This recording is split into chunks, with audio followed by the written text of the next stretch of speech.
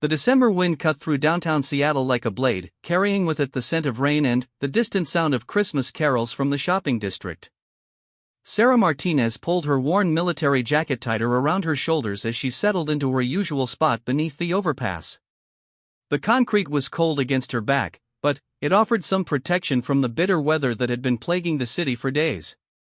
She had been living on the streets for 8 months now, ever since the eviction notice had arrived, and her world had crumbled around her.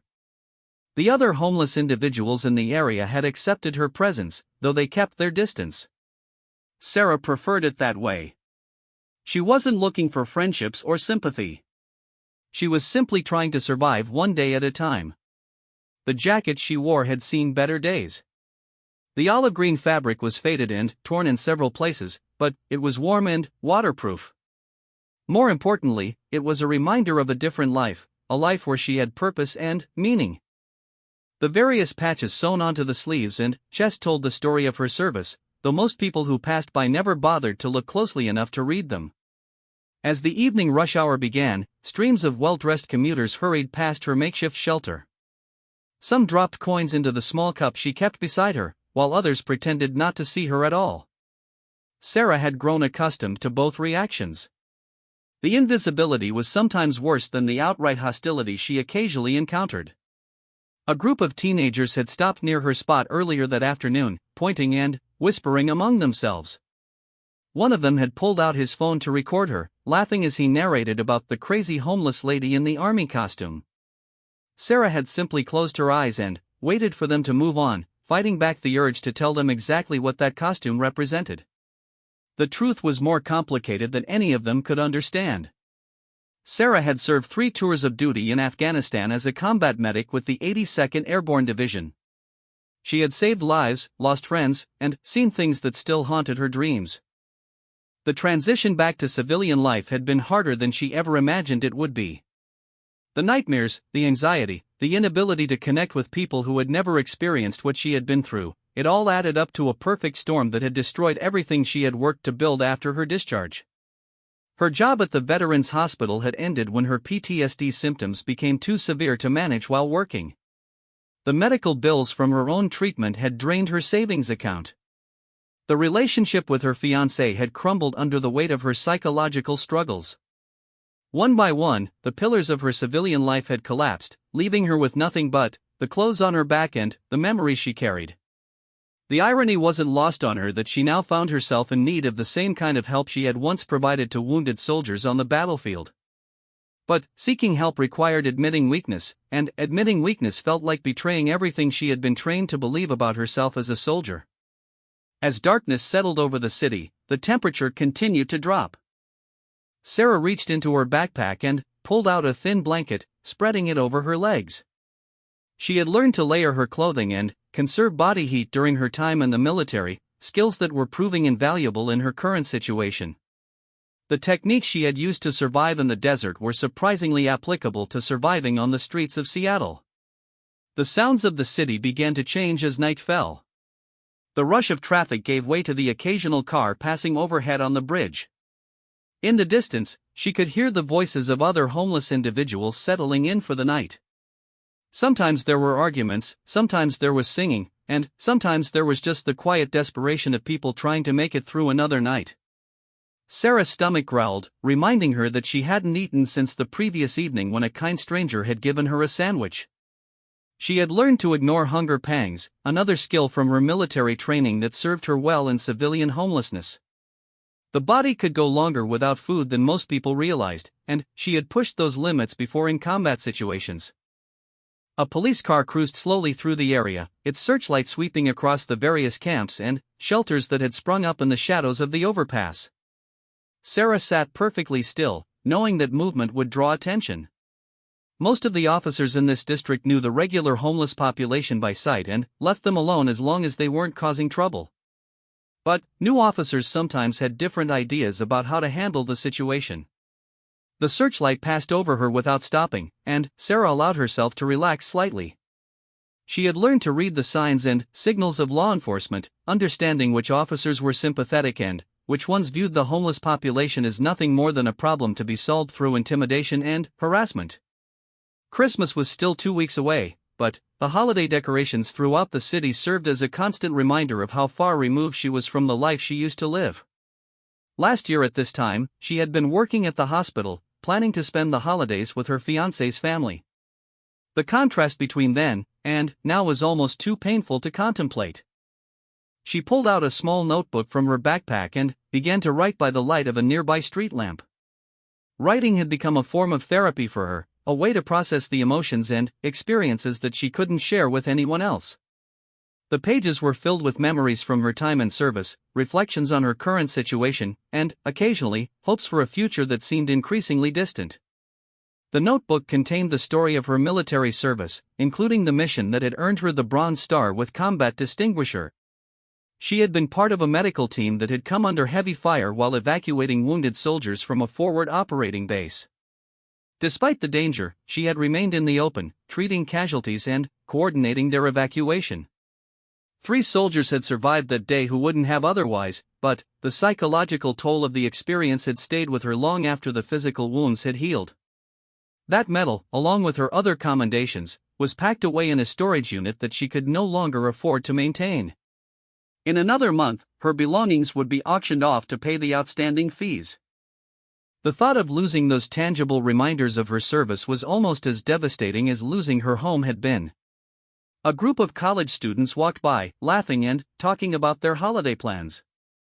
Sarah watched them pass, remembering what it felt like to be young and optimistic about the future. Their biggest concerns seemed to be final exams and holiday shopping, problems that felt almost quaint from her current perspective.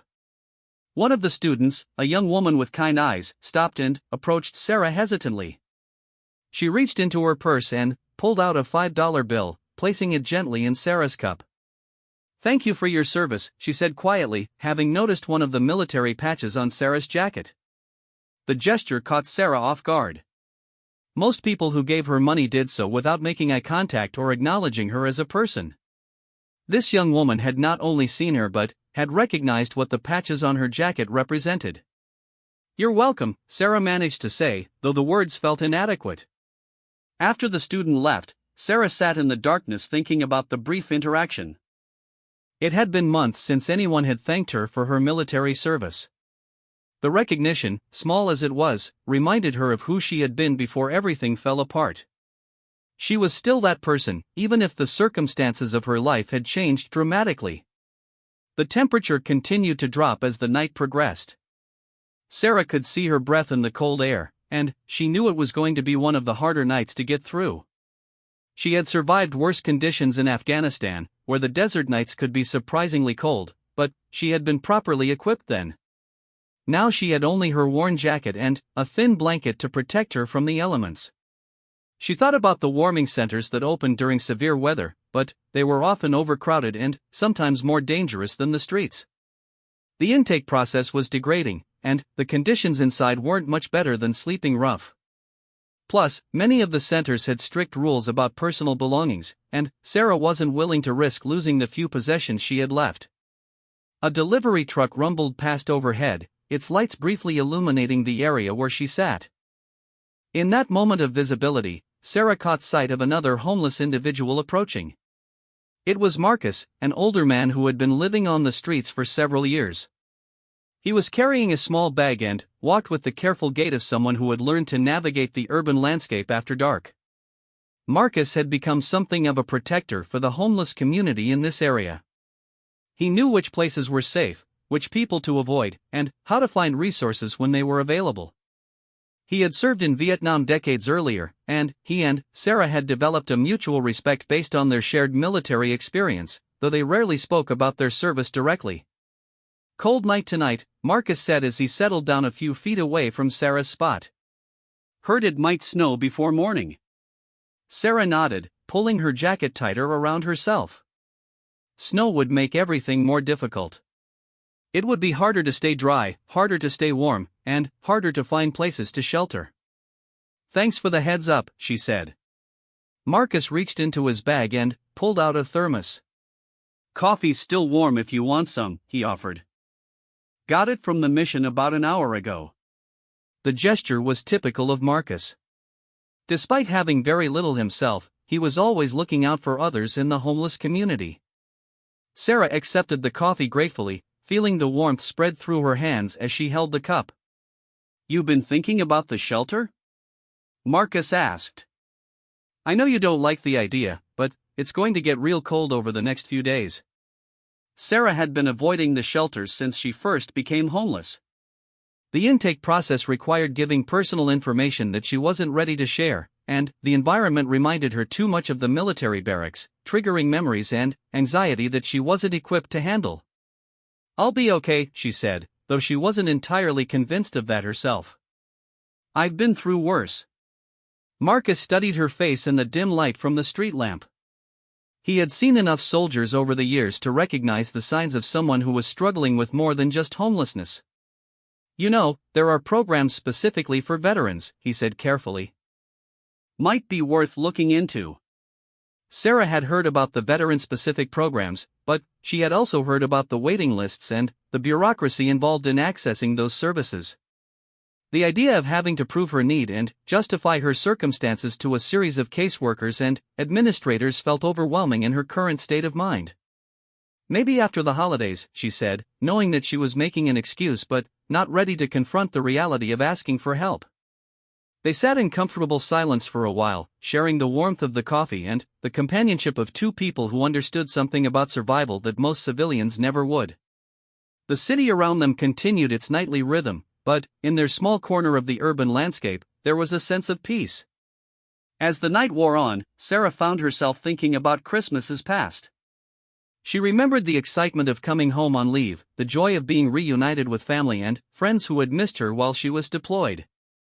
Those memories felt like they belonged to someone else now, someone who had existed in a different lifetime. The notebook in her lap remained open to a page where she had written about her squad mates from Afghanistan. Some of them had transitioned successfully to civilian life, finding jobs and starting families. Others had struggled with their own demons, and a few hadn't made it home at all. She wondered what they would think if they could see her now, living on the streets and barely surviving from day to day. But she also knew that any one of them could have ended up in the same situation. The transition from military to civilian life was unpredictable, and the support systems that existed weren't always adequate for the challenges that veterans faced. Mental health issues, substance abuse, unemployment, and housing instability were common problems in the veteran community, though they weren't often discussed openly. The sound of footsteps approaching caught her attention. A figure emerged from the shadows, walking with the purposeful stride of someone who knew where they were going. As the person came closer, Sarah could see that it was a woman in her 30s, well-dressed but carrying herself with a wariness that suggested she wasn't entirely comfortable in this environment. The woman stopped a few feet away from where Sarah and Marcus were sitting. "Excuse me," she said, her voice uncertain. "I'm looking for someone."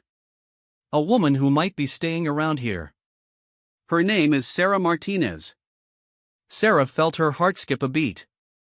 No one had come looking for her in months. She wasn't sure whether she should identify herself or remain silent. The woman didn't look like law enforcement, but appearances could be deceiving. "Who's asking?" Marcus said, his tone protective. The woman reached into her purse and pulled out a business card. "My name is Jennifer Walsh. I'm a social worker with the Veterans Administration. I've been trying to reach Sarah about some benefits she might be eligible for." Sarah felt a mix of emotions wash over her. Part of her was relieved that someone from the VA was trying to help, but another part of her was suspicious about why they would be looking for her now, after she had been struggling for so long without assistance. "I'm Sarah Martinez," she said quietly, her voice barely audible above the ambient noise of the city. Jennifer's expression softened with relief and concern. "I've been trying to find you for weeks," she said. "Your case file crossed my desk, and I saw that you hadn't been receiving the disability benefits you're entitled to. There was an error in the paperwork when you were discharged." The words hit Sarah like a physical blow. She had applied for disability benefits when she left the military, but her claim had been denied. She had been told that her PTSD symptoms weren't severe enough to qualify for compensation, and she hadn't had the energy or resources to appeal the decision. "I don't understand," Sarah said. I was told I didn't qualify. Jennifer sat down on a nearby concrete barrier, bringing herself to Sarah's eye level. There were mistakes made in your initial evaluation. Your combat record and medical history clearly indicate that you should have been receiving benefits all along. I'm here to help you get that sorted out. Sarah felt overwhelmed by the possibility that help might finally be available. After months of believing that she had nowhere to turn and no one who cared about her situation, the appearance of this social worker felt almost too good to be true. What kind of benefits? She asked, afraid to hope too much. Disability compensation, housing assistance, medical care, and access to job training programs, Jennifer said. It won't solve everything overnight, but it's a start. Marcus looked at Sarah with encouragement in his eyes. Sounds like you should listen to what she has to say, he said. Sarah nodded slowly, feeling for the first time in months that there might be a path forward from her current situation. The conversation with Jennifer represented the first step toward reclaiming her life, though she didn't yet understand how dramatically things were about to change. As they talked through the preliminary details of what would be required to restart her benefits claim, Sarah felt a spark of hope that she had thought was extinguished forever. The road ahead would still be difficult, but she was no longer facing it entirely alone. The Christmas lights in the distance seemed a little brighter, and, for the first time since becoming homeless, Sarah allowed herself to imagine what it might be like to have a place to call home again. The next morning brought a light dusting of snow, just as Marcus had predicted. Sarah woke to find her blanket covered in a thin layer of white powder, and her breath formed small clouds in the frigid air. Despite the cold, she felt something she hadn't experienced in months: hope. Jennifer Walsh had left her with a folder containing forms and instructions for beginning the process of reinstating her benefits. The paperwork seemed overwhelming at first glance, but it represented the first real opportunity Sarah had been given to change her circumstances since becoming homeless.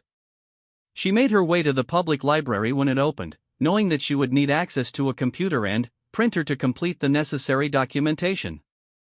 The librarian, Mrs. Chen, had grown accustomed to seeing homeless individuals using the facility's resources, and she treated them with the same respect she showed all patrons. Sarah found a quiet corner where she could spread out the paperwork and began the tedious process of reconstructing her military service record from memory. The forms required detailed information about her deployments, her medical history, and the circumstances of her discharge. Some of the memories were painful to revisit, but she forced herself to be thorough and accurate. As she worked, other library patrons went about their business around her. Students studied for exams, elderly residents read newspapers, and parents helped their children with homework. The normalcy of it all felt strange after months of existing on the margins of society. A young man in his 20s approached her table hesitantly. He was wearing a sweatshirt with a military insignia, and Sarah could see the outline of dog tags beneath his shirt. "Excuse me," he said quietly. "I couldn't help but notice your jacket." "Army?" Sarah looked up from her paperwork. 82nd Airborne, she said. "You?" "Marines, 2 tours in Iraq," he replied. "I'm sorry, I don't mean to bother you, but I wanted to say thank you for your service." The interaction was brief, but it reminded Sarah that she wasn't completely invisible. There were still people who saw her as more than just a homeless person, people who recognized the significance of her military service even in her current circumstances. After several hours at the library, Sarah had completed most of the initial paperwork. She made copies of everything and put the originals in a secure folder. The next step would be meeting with Jennifer Walsh at the VA office to begin the formal process of appealing her disability determination. The walk to the VA office took her through several different neighborhoods, each with its own character and economic level. She passed expensive restaurants where people were already gathering for holiday lunches, office buildings where professionals hurried in and out with purpose, and eventually arrived at the government complex where the Veterans Administration was housed. The building was utilitarian and imposing, with the kind of institutional architecture that was designed to process large numbers of people efficiently rather than to inspire confidence or comfort. Sarah had been there once before, when she first applied for benefits after her discharge, and the memory of that experience wasn't pleasant. Jennifer Walsh was waiting for her in the lobby, and Sarah was struck again by how different this social worker was from the bureaucrats she had dealt with previously. Jennifer seemed genuinely interested in helping rather than simply moving cases through the system as quickly as possible. "How are you feeling about everything?"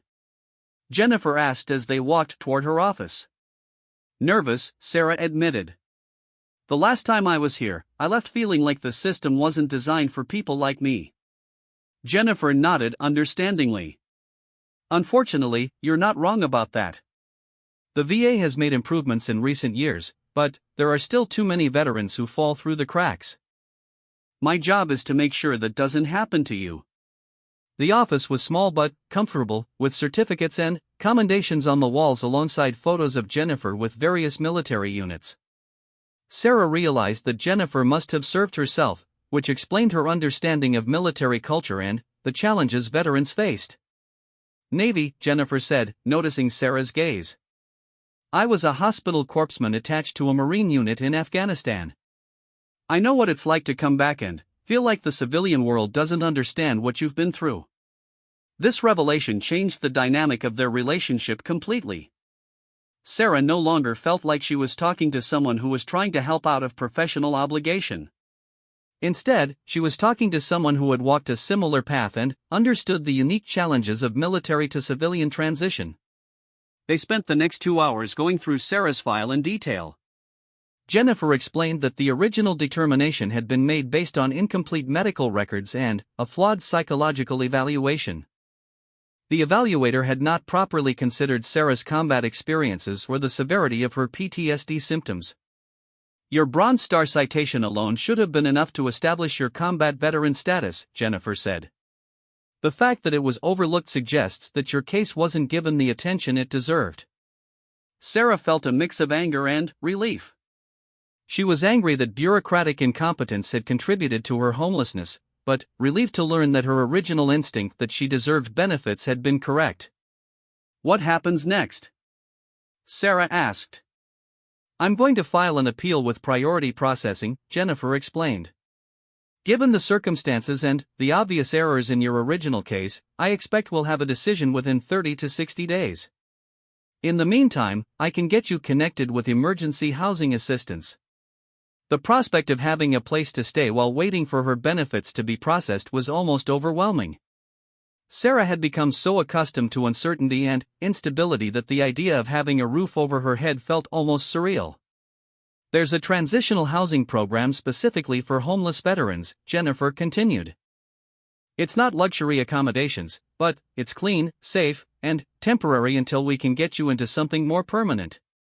Sarah agreed to visit the housing facility that afternoon. As they prepared to leave the VA office, Jennifer handed her a voucher for a meal at a nearby restaurant.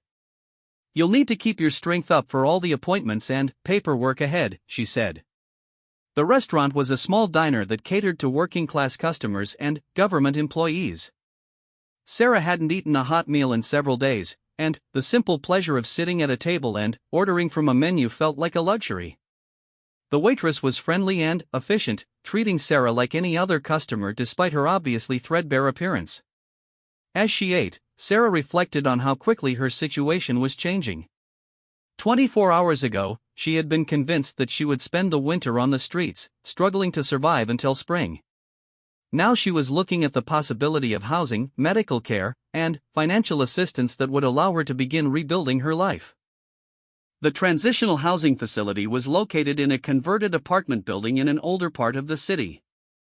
The neighborhood was working class but well-maintained, with small businesses and community organizations that served the local population. The building itself was clean and secure, with a community room, laundry facilities, and a small office where residents could meet with caseworkers. The program director, a retired Army sergeant named Robert Kim, gave Sarah a tour of the facility. He explained that residents were expected to participate in job training or education programs while they lived there, and to work toward finding permanent housing within 6 months. "We've got about 40 units," Sergeant Kim explained. "Most of our residents are veterans who are transitioning back to civilian life or who have experienced temporary setbacks. The goal is to provide stability while people get back on their feet." Sarah was assigned a small studio apartment on the 3rd floor. It was simply furnished with a bed, a desk, a small table, and a kitchenette. After months of sleeping on concrete and carrying all her possessions in a backpack, the space felt enormous. She stood in the center of the room for several minutes, simply absorbing the reality of having a private space again. There was a lock on the door that she controlled, a shower that she could use whenever she wanted, and a window that looked out over the city. For the first time since becoming homeless, she felt safe. That evening, she called Jennifer Walsh to confirm her move into the transitional housing. Jennifer was pleased to hear that Sarah was settling in well and reminded her about the various appointments that had been scheduled for the following week. "Take some time to rest and adjust," Jennifer advised. "You've been in survival mode for months. It's going to take a while to feel comfortable with having stability again." Sarah spent her first night in the apartment sitting by the window and writing in her notebook. She wrote about the events of the past 2 days, but also about her feelings of cautious optimism and lingering anxiety about whether this positive change would last. The other residents of the transitional housing facility were a diverse group, but they shared common experiences of military service and the challenges of adjusting to civilian life. Some were dealing with physical disabilities from combat injuries, others were struggling with addiction or mental health issues, and a few were simply trying to rebuild their lives after periods of unemployment or family crisis. Sarah met several of her neighbors over the next few days. There was David, a former Marine who had lost his leg to an IED in Iraq and was learning to use a prosthetic. Maria was a Navy veteran who was studying to become a nurse while caring for her elderly mother. James was an Air Force veteran who had been homeless for over a year before finding the transitional housing program. Each of them had stories that resonated with Sarah's own experience. They understood the challenges of military to civilian transition in ways that civilian service providers, however well-intentioned, could not. The informal support network that developed among residents was as valuable as the formal services provided by the program. Sarah's first appointment with a VA psychologist was scheduled for the following Monday. Dr. Patricia Reeves specialized in treating combat-related PTSD and had extensive experience working with veterans who had experienced homelessness. Unlike the evaluator who had conducted Sarah's original assessment, Dr. Reeves took time to understand the context of Sarah's military service and the specific events that had contributed to her psychological distress. "Tell me about the mission that earned you the Bronze Star," Dr. Reeves said during their first session. Sarah had rarely talked about that day in detail, even with other veterans. The memory was still vivid and painful, but she recognized that avoiding it hadn't helped her process the trauma. Over the course of an hour, she described the firefight, the wounded soldier she had treated under fire, and the psychological impact of watching young men suffer and die while she worked to save their lives. Dr. Reeves listened without judgment or interruption, occasionally asking clarifying questions but mostly allowing Sarah to tell her story at her own pace. When Sarah finished, there were tears in her eyes, but she also felt a sense of relief at finally sharing the burden she had been carrying alone. "What you experienced was severe psychological trauma," Dr. Reeves said. "The fact that you were able to continue functioning and saving lives while under fire speaks to your strength and training, but it doesn't mean you weren't deeply affected by what you witnessed." The validation of her experience was something Sarah had needed to hear for months. The original evaluator had suggested that her PTSD symptoms were minor and that she should be able to manage them without significant support. Dr. Reeves' assessment was completely different, confirming that Sarah's psychological injuries were as real and significant as any physical wounds she might have sustained in combat. Over the next few weeks, Sarah established a routine that included regular therapy sessions, visits to the VA medical clinic for treatment of physical health issues that had been neglected during her time on the streets, and participation in a job training program that was designed to help veterans develop civilian career skills. The job training program was run by a nonprofit organization that worked closely with the VA to provide veterans with practical skills and assistance in finding employment. Sarah's background as a combat medic translated well to civilian healthcare roles, and she began studying to become a certified nursing assistant while living in the transitional housing facility. The combination of stable housing, regular meals, medical care, and productive activity began to have a noticeable impact on Sarah's physical and mental health. She gained weight, her complexion improved, and the constant anxiety that had characterized her life on the streets began to diminish. But progress wasn't linear, and there were still difficult days. Sometimes the nightmares returned with intensity that left her shaking and unable to sleep. Sometimes the stress of navigating bureaucracy and filling out endless forms felt overwhelming. Sometimes she worried that the support system she was relying on would disappear as suddenly as it had appeared. During one particularly difficult week, she found herself talking to James, her neighbor who had also experienced homelessness. He had been in the transitional housing program for 4 months and was preparing to move into his own apartment. "The hardest part isn't getting the help," James said. "It's learning to trust that it's going to continue. After you've been on your own for so long, it's hard to believe that people actually want to help you succeed." His words resonated with Sarah's own experience. She had become so accustomed to self-reliance and suspicion that accepting help felt vulnerable and frightening. Learning to trust again was as much a part of her recovery as addressing her PTSD symptoms. As Christmas approached, Sarah found herself thinking about how different this holiday season was from the previous year. Instead of sleeping on concrete and worrying about where her next meal would come from, she was preparing for job interviews and making plans to move into her own apartment once her disability benefits were approved. The transformation felt almost miraculous, but Sarah was beginning to understand that it hadn't been magic that changed her circumstances. It had been the combination of recognizing her own worth as a veteran, finding advocates who understood the system, and accessing resources that should have been available to her from the beginning. Jennifer Walsh had become more than just a caseworker. She had become a mentor and friend who continued to check in regularly and provide guidance as Sarah navigated the various challenges of rebuilding her life. Their relationship represented the kind of support that all veterans deserved to receive, but that too few actually got.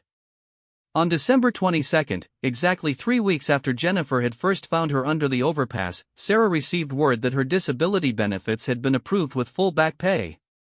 The financial assistance would allow her to move into her own apartment and provide a foundation of stability that would make it possible to continue her education and career development.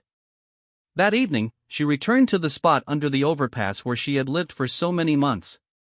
Marcus was there, along with several other individuals she recognized from her time on the streets. She brought coffee and sandwiches from a nearby shop, wanting to share some of her good fortune with people who were still struggling. "Look at you," Marcus said with a smile. "Cleaned up nice. You remember where you came from, though." Sarah sat down beside him on the concrete where she had spent so many cold nights. "I won't forget," she said. "And I'm going to do whatever I can to help other veterans who end up out here." The conversation reminded her that her own recovery was just the beginning. There were thousands of other veterans who were struggling with similar challenges, many of whom didn't have advocates like Jennifer Walsh looking out for them. Sarah was beginning to think about how she might use her own experience to help others navigate the system and access the resources they needed. As she prepared to leave the overpass and return to her transitional housing, Sarah reflected on the journey that had brought her to this point. The past few months had been the most difficult period of her life, but they had also taught her valuable lessons about resilience, community, and the importance of asking for help when it was needed. The city lights twinkled in the distance, and Christmas decorations glowed warmly in storefront windows. For the first time in almost a year, Sarah felt like she was part of the community around her rather than existing on its margins. She was no longer homeless, no longer invisible, and no longer without hope for the future. 3 months had passed since Sarah moved into her own apartment, a modest one-bedroom unit in a quiet neighborhood near the VA medical center. The space was small but comfortable, and she had slowly furnished it with items from thrift stores and donations from the veteran support network she had become part of. Most importantly, it was hers. The routine she had established was giving structure to her days in a way that reminded her of military life, but without the constant stress and hypervigilance that had characterized her time on the streets. She woke early, attended classes at the community college where she was completing her nursing assistant certification, worked part-time at a local clinic, and attended therapy sessions twice a week. Dr. Reeves had been working with Sarah on processing her combat trauma using a combination of cognitive behavioral therapy and EMDR, a specialized treatment for PTSD. The sessions were emotionally difficult, but Sarah was beginning to understand how her past experiences were connected to her current reactions and behaviors. the hypervigilance and distrust that helped you survive in combat and on the streets don't just disappear when your circumstances change, Dr. Reeves had explained during a recent session. Learning to feel safe again takes time and practice. Sarah was discovering the truth of that statement in her daily life. Simple activities like grocery shopping or attending classes sometimes triggered anxiety responses that seemed disproportionate to the situation. But she was also learning techniques for managing those responses and recognizing them as normal parts of the recovery process. Her job at the clinic was part of a work-study program that allowed her to gain practical experience while completing her certification. The supervising nurse, Carol Martinez, was a former Army medic who had successfully transitioned to civilian healthcare. She understood both Sarah's military background and her recent struggles with homelessness. "You have good instincts," Carol told Sarah after watching her interact with patients during a particularly busy shift. "Your military training shows in how you handle emergencies and communicate with people who are afraid or in pain." The validation meant more to Sarah than Carol probably realized. For months, she had felt like her military skills were irrelevant or even counterproductive in civilian life. Learning to see those same skills as assets in her new career was helping to rebuild her sense of professional identity and self-worth. One afternoon in early March, while working at the clinic, Sarah encountered a situation that would change the trajectory of her recovery in unexpected ways. A homeless veteran had been brought in by paramedics after collapsing on the street. He was conscious but clearly malnourished and suffering from exposure to the cold weather. The man was agitated and uncooperative, refusing to let the medical staff examine him and demanding to be released immediately. Sarah recognized the behavior from her own experience and from what she had observed among other homeless individuals. The combination of pride, fear, and past negative experiences with authority figures often made homeless people reluctant to seek or accept help. "Let me try," Sarah said to Carol, who was becoming frustrated with the patient's resistance. Sarah approached the man slowly, keeping her voice calm and non-threatening.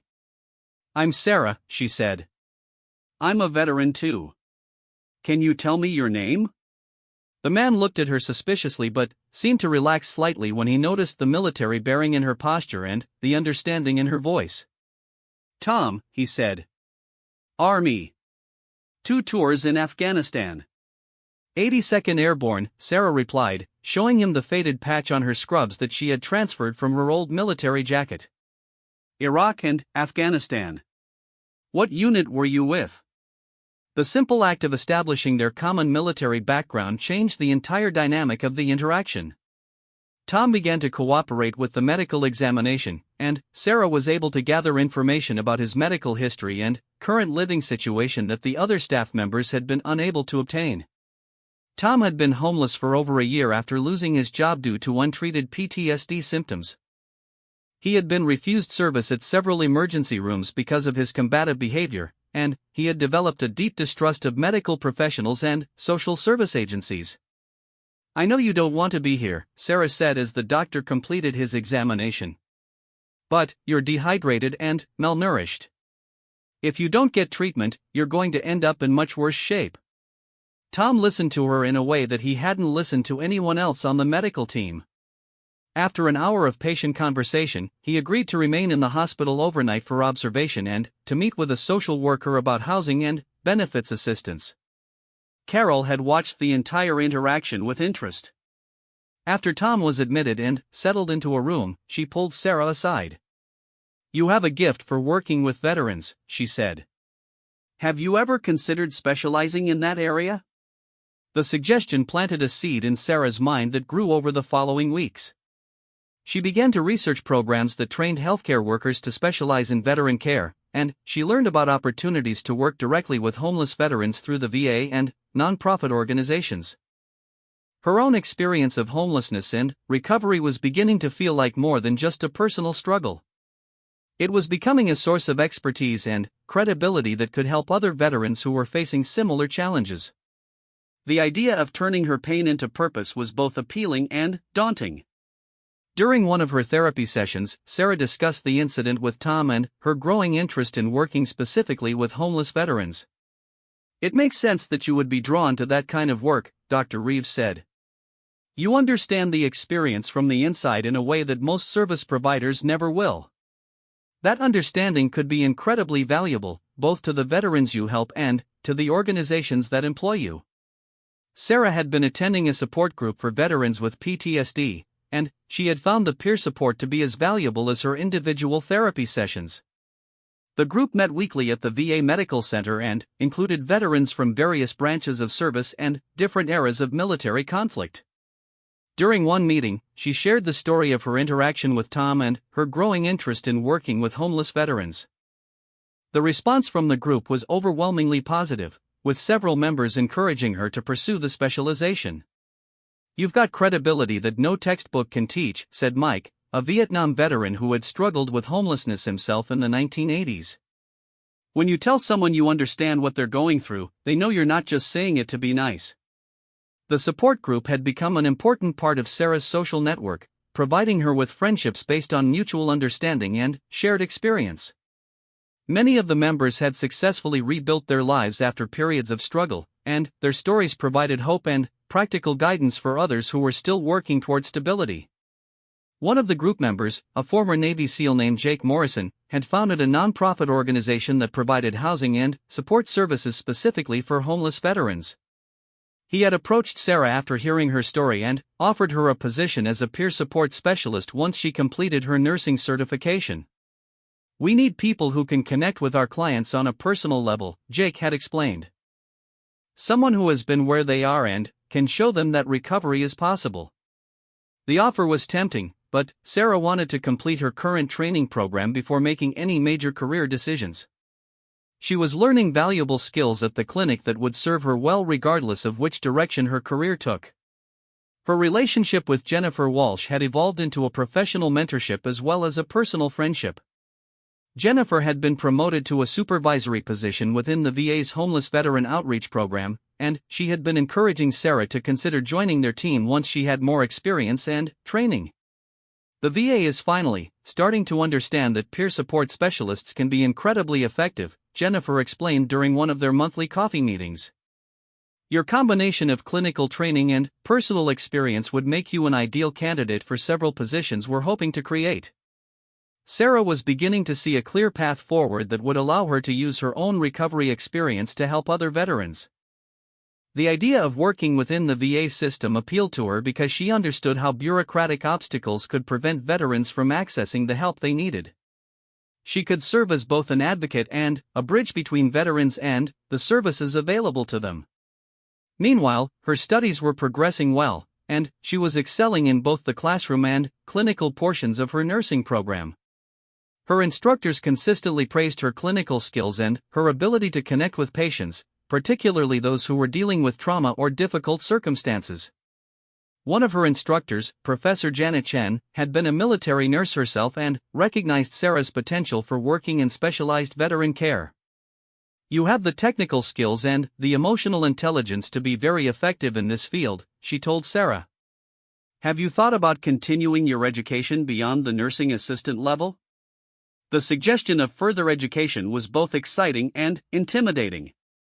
Sarah had always been a good student, but her confidence in her academic abilities had been shaken by the struggles of the past year. The idea of pursuing a nursing degree or even a bachelor's degree in social work seemed ambitious given how recently she had been homeless. But her experience in the current program was rebuilding her confidence. She was consistently earning high grades and receiving positive feedback from both instructors and supervisors. For the first time in years, she was beginning to think of herself as someone with a promising future rather than someone who was simply surviving from day to day. Her apartment had gradually become a place where other veterans felt comfortable visiting and seeking informal support. Maria, her former neighbor from the transitional housing, now stopped by regularly to study together and share updates about their respective programs. David, the Marine amputee, often came by to watch sports and talk about his experiences with job hunting. The informal network of mutual support that had developed reminded Sarah of the camaraderie she had experienced in the military, but without the stress and danger that had characterized her deployment experiences. She was learning that it was possible to maintain the positive aspects of military culture, loyalty, mutual support, shared purpose, while building a life that was fundamentally different from her service experience. As spring approached, Sarah found herself thinking about how much her life had changed since the previous Christmas. A year ago, she had been sleeping on concrete and wondering if she would survive the winter. Now she was approaching the completion of her certification program, considering job offers from multiple organizations, and making plans for further education and career advancement. The transformation felt almost surreal at times, but Sarah had learned to accept good fortune as well as hardship. Her therapy sessions with Dr. Reeves had helped her understand that she deserved stability and success as much as anyone else, and that her period of homelessness had been the result of systemic failures rather than personal inadequacy. On a warm afternoon in early April, Sarah received a phone call that would provide another unexpected opportunity for growth and service.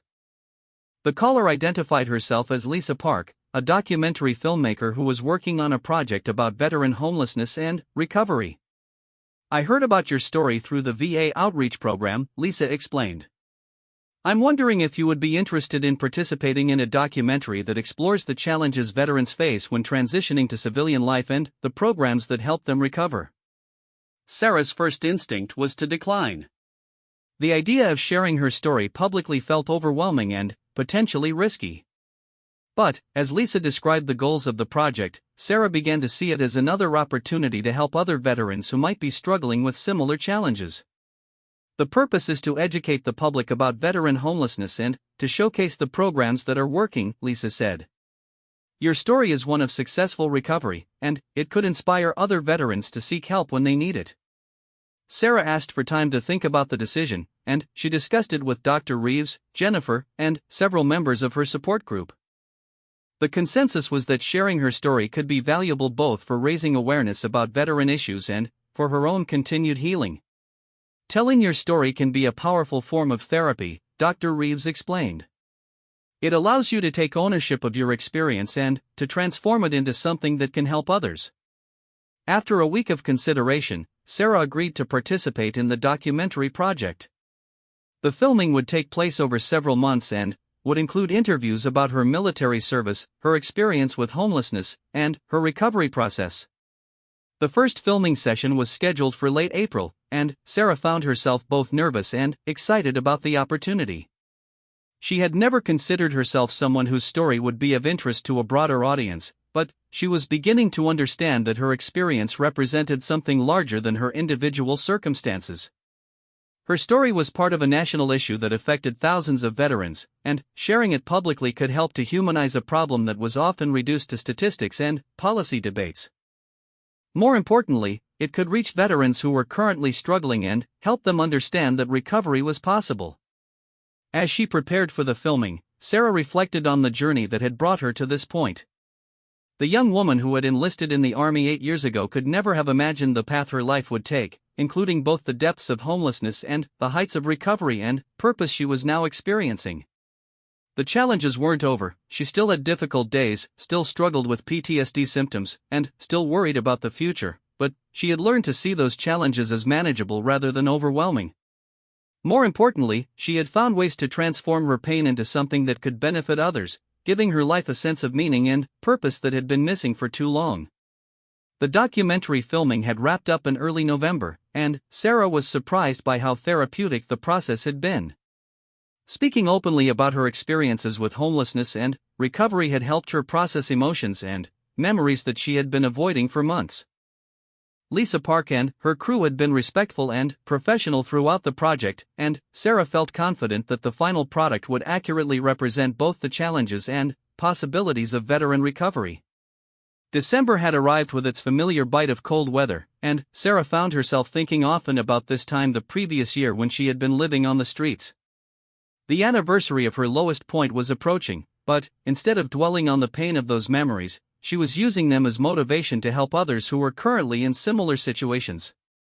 Sarah had completed her nursing assistant certification with honors and had accepted a position with the VA's Homeless Veteran Outreach Program. Her official title was Peer Support Specialist, but her role involved much more than the job description suggested. She served as a bridge between homeless veterans and the services they needed, using her own experience to establish trust and rapport that other service providers often struggled to achieve.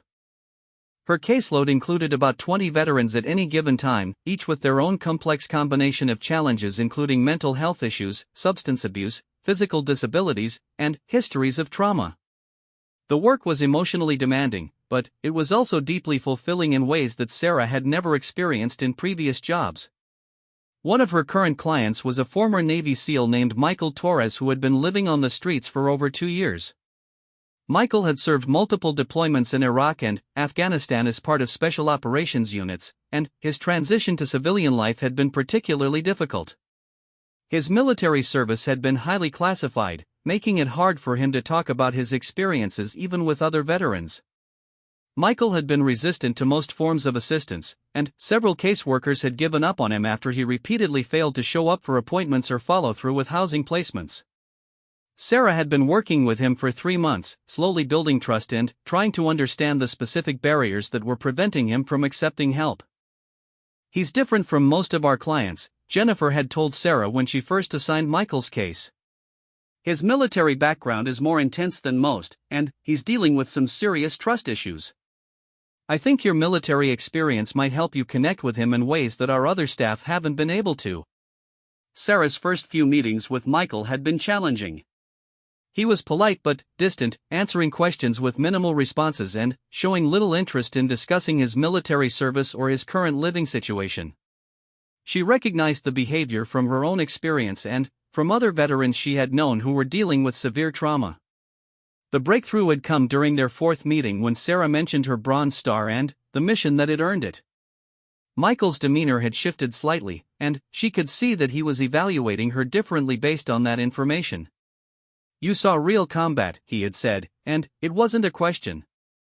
"3 tours, Sarah replied. "I was a combat medic with the 82nd Airborne. I know what it's like to have experiences that civilian counselors don't understand." That conversation had opened the door to a more honest relationship between them. Michael began to share details about his military service, including missions that had involved significant violence and loss of life. He described the difficulty of carrying classified memories that he couldn't discuss with anyone, and the isolation that came from being unable to share his experiences even with other veterans. Sarah understood the burden of traumatic memories that couldn't be fully shared or processed. While her own experiences hadn't been classified, she knew what it was like to carry the weight of combat experiences that seemed too extreme or violent for most people to comprehend. "The hardest part isn't the memories themselves," Michael had told her during one of their sessions. "It's feeling like you can never be completely honest with anyone about who you really are or what you've done." Sarah had been working with Michael on developing coping strategies for managing his PTSD symptoms while living on the streets, but she knew that real progress would require getting him into stable housing and comprehensive treatment. The challenge was convincing him to trust the system enough to accept help. December 24 marked exactly 1 year since Jennifer Walsh had first found Sarah under the overpass. Sarah had planned to spend the anniversary quietly, reflecting on her journey and celebrating how far she had come.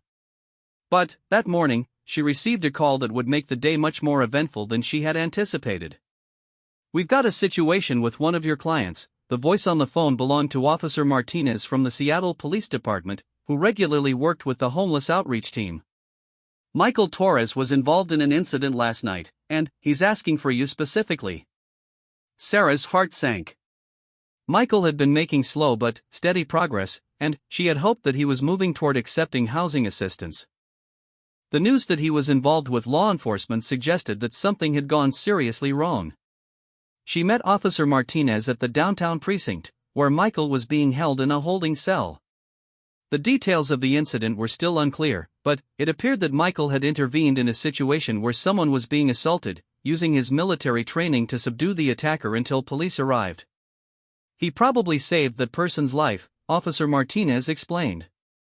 "But he used more force than a civilian would normally be authorized to use, and we have to investigate the circumstances." When Sarah saw Michael in the holding cell, he looked exhausted and defeated. The progress they had made in building trust seemed to have evaporated, replaced by the familiar walls he erected when he felt cornered or judged. "I messed up," Michael said when he saw her. "I should have just walked away, but I couldn't watch what was happening." Sarah sat down across from him and listened as he described the events of the previous evening. He had witnessed a man attacking a woman in an alley, and his military training had taken over before he could think about the consequences. He had neutralized the threat using techniques that were appropriate for combat situations but excessive for civilian circumstances. "You did the right thing," Sarah told him. "You protected someone who couldn't protect herself. The fact that you used more force than a civilian might have doesn't make you wrong." The conversation reminded Sarah of the challenges that all combat veterans faced when trying to integrate their military training with civilian life. The skills and instincts that had kept them alive in war zones didn't always translate appropriately to civilian situations, but that didn't make those veterans dangerous or criminal. Sarah spent the next several hours working with Officer Martinez, the district attorney's office, and victim services to ensure that Michael's military background and current homeless status were properly considered in how the case was handled. The victim had already confirmed that Michael had intervened on her behalf and had not used excessive force given the circumstances. By late afternoon, the charges against Michael had been dropped, and he was released into Sarah's custody with the understanding that she would help him access appropriate services. More importantly, the incident had created an opportunity for a more serious conversation about his future. "This could have ended very differently," Sarah told Michael as they sat in her office at the VA. "If you had hurt that guy more seriously, or if there hadn't been witnesses, you could be looking at serious criminal charges." Michael nodded, understanding the implications of what she was saying. His military training made him capable of significant violence when he felt threatened or when he perceived others to be in danger. Living on the streets increased the likelihood that he would encounter situations where that training might be triggered inappropriately. "I need help," Michael said quietly. It was the first time he had acknowledged that his current situation was unsustainable. Sarah had been preparing for this moment for months. She had already researched housing options that would be appropriate for someone with Michael's specific needs and background. There was a specialized program for special operations veterans that provided not only housing but also intensive therapy and support services designed for individuals who had experienced the most severe forms of combat trauma. "There's a program in Colorado," Sarah explained. "It's specifically designed for guys with your background. They understand the unique challenges that special operations veterans face, and they have resources that we don't have here in Seattle." The program would require Michael to leave Seattle and commit to at least 6 months of intensive treatment, but it offered the best chance for him to develop the skills and support systems he would need to maintain stability in civilian life. Michael was quiet for a long time, considering the option. Sarah could see him weighing his fear of commitment and trust against his recognition that his current path was leading nowhere good. "What if I can't do it?" he asked. "What if I'm too messed up to get better?" Sarah understood the fear behind the question.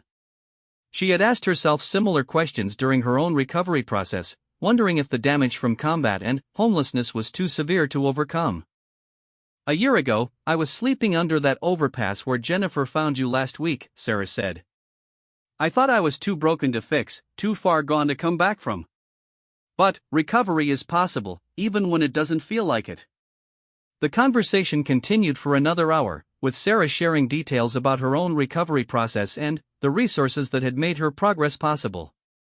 She was careful not to pressure Michael into making a decision, but she wanted him to understand that the option was available if and when he was ready to accept help. As they prepared to leave the VA office, Michael asked about the patch he had noticed on Sarah's jacket during their first meeting. It was a small unit patch that indicated her service with a combat medical team, and he had recognized it as being from a particularly dangerous deployment. "I heard about your unit," he said. "You guys saw some serious action in Kandahar." Sarah nodded, surprised that he was familiar with her unit's deployment history. "We were embedded with several different special operations teams. I probably treated some guys from your unit at some point." The realization created another connection between them, a shared understanding of the specific theater of operations and the unique challenges of that deployment. For Michael, it was additional confirmation that Sarah truly understood the experiences that had shaped his current struggles. 2 days after Christmas, Michael called Sarah to tell her that he was ready to enter the program in Colorado. The decision had been difficult, But the incident on Christmas Eve had convinced him that he needed more intensive help than he could receive while remaining homeless in Seattle. Sarah spent the next week helping Michael navigate the application process and prepare for the transition. The program had a waiting list, but Michael's combination of special operations background and recent legal incident made him a priority candidate. On New Year's Eve, Sarah drove Michael to the airport for his flight to Colorado. They had worked together for 4 months, and their professional relationship had evolved into something that resembled friendship, though both of them maintained appropriate boundaries. "I want you to know that you saved my life," Michael told her as they waited for his boarding call. "Not just by getting me into this program, but by being the first person in 2 years who treated me like I was worth saving." The gratitude in his voice reminded Sarah of why she had chosen to specialize in working with homeless veterans. Each person she was able to help represented not just an individual success story, but a validation of her own recovery and proof that the worst experiences could be transformed into something meaningful and valuable. After Michael's departure, Sarah reflected on the year that had passed since her own lowest point. She had not only rebuilt her own life but had found ways to use her experience to help others who were facing similar challenges. The work was difficult and emotionally demanding, but it provided a sense of purpose that she had never experienced in any previous job. The documentary about her story was scheduled to air in February, and advanced screenings had generated positive responses from veteran service organizations and advocacy groups. Sarah was hopeful that the film would reach veterans who were currently struggling and help them understand that recovery was possible, even from the most desperate circumstances. As she drove home from the airport on New Year's Eve, Sarah thought about the goals she wanted to set for the coming year. She had been accepted into a bachelor's degree program in social work that would allow her to advance her career while continuing to work with veterans. She was also considering pursuing additional training in trauma therapy, which would allow her to provide more comprehensive services to her clients. But, perhaps more importantly, she had learned to see herself as someone whose life had value and meaning beyond her struggles. The young woman who had enlisted in the Army nearly a decade ago had experienced more trauma and hardship than she could have imagined, but she had also discovered reserves of strength and resilience that she never knew she possessed. The city lights reflected off the water as Sarah crossed the bridge near where she had once lived on the streets. The homeless camps were still there, filled with people who were facing the same challenges she had overcome. But now, instead of seeing those camps as evidence of hopelessness, she saw them as communities of people who deserved the same opportunities for recovery and stability that she had been given. Tomorrow she would return to work, helping other veterans navigate the complex systems and services that could transform their lives. Some of them would be ready to accept help immediately, while others would require months or even years of patient relationship building before they were willing to trust the system enough to engage with it. But Sarah had learned that persistence and genuine understanding could overcome even the most severe barriers to recovery. Her own experience had taught her that no one was too broken to heal, too lost to find their way back, or too damaged to rebuild their life in meaningful ways. As she pulled into her apartment complex, Sarah felt a deep sense of gratitude for the journey that had brought her to this point. The path hadn't been easy, and there would undoubtedly be more challenges ahead, but she had found her purpose in helping others discover their own capacity for recovery and transformation. The little girl who had once dreamed of serving her country had grown into a woman who was serving her fellow veterans in ways she never could have anticipated. And, in helping them heal, she continued to heal herself, one story at a time.